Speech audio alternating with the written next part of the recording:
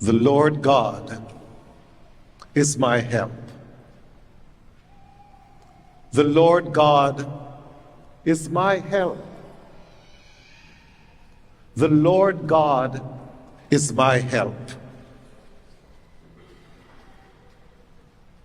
Are you going to dispute with me? So we heard in our first reading, the Lord God is my help. Who will prove me wrong? Go ahead. Go ahead. Prove me wrong this day. Anybody? No challenges? So therefore, because the Lord God is my help, and there is no one who can prove me wrong, I will walk before the Lord in the land of the living. I will walk before the Lord in the land of the living. My sisters and brothers, today is another one of those days. A day in which we stand up for what we believe. But rather, it isn't standing up for what we believe, but standing up for the one in whom we believe. So we have to prove it. And what we have to do is that we have to live our faith. We have to live it and not just talk about it. We have to live our faith. And therefore James reminds us that if we have no works to accompany that faith, then that faith is dead, dead, dead. And I believe we have a lot of dead Catholics around. A lot of dead Catholics. Because we talk so much about our faith. We talk and we talk and we talk, but we do not live. Because I've said it over and over and over again, that we will come to Mass and we'll have a grand old time while we're at Mass. But as we walk through that door,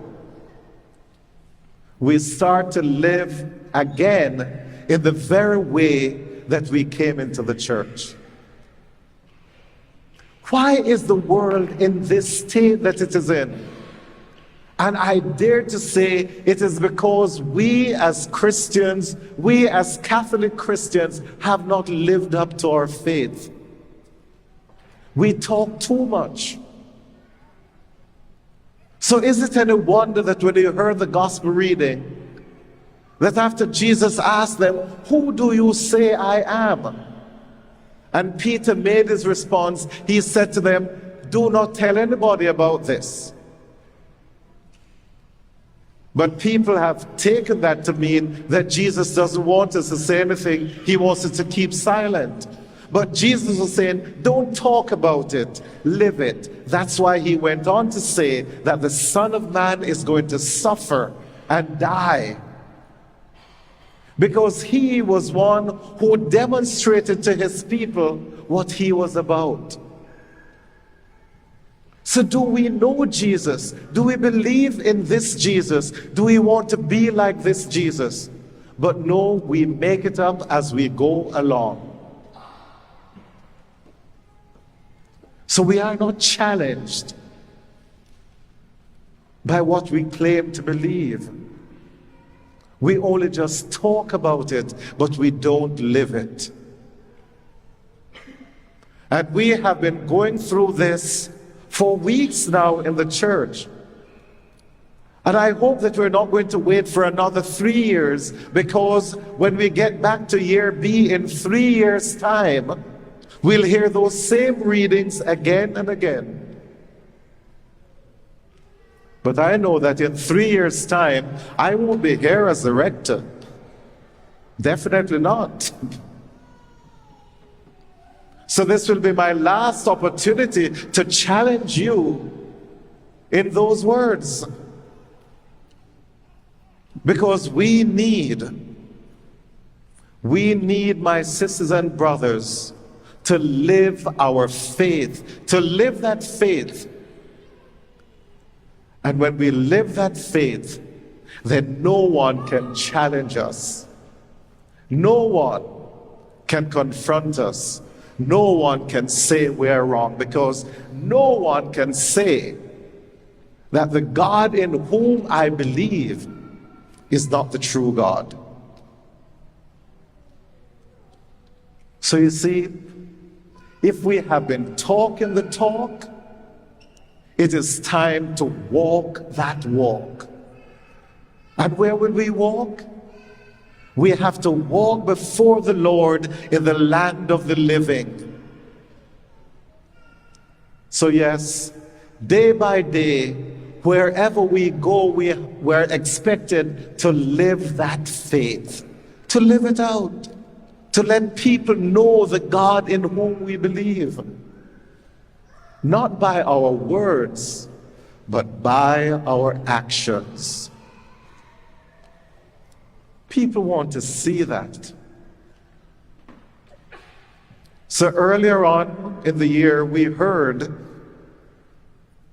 in the book of Joshua, when Joshua challenged the people, and he said to them, choose this day whom you will serve. And if God is God, then serve him. And we also heard Jesus in the Gospel of John challenging us earlier on when he said to his disciples, when other people stopped following him, he said to them, will you also go away? And they responded, Lord, to whom shall we go? Because you have the very words of everlasting life. And we have come to believe and to know that you are the Christ. And so again today, Jesus asks, who do you say I am? Not what do other people say, but who do you say? So do you believe in him? That's what you have to profess. Not just profess it when you say the words of the creed, but profess that with your lives. So, dear sisters and brothers, the time has come. The time is now. So we don't have to wait until Ash Wednesday to hear Paul saying to us that now is the acceptable time, now is the day of salvation. Because it is now. It is today. And we always hear, today if you hear his voice, do not harden your hearts. Do not. And that's what Jesus wants us to do, to make that decision and to truly take up our cross. To take up the cross and to follow him. Will we do that? I can't get you to do that.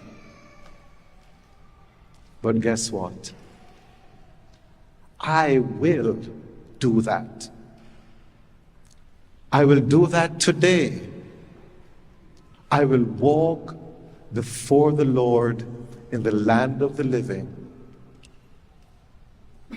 I will profess my faith by the way that I live. And I pray that you will do the same.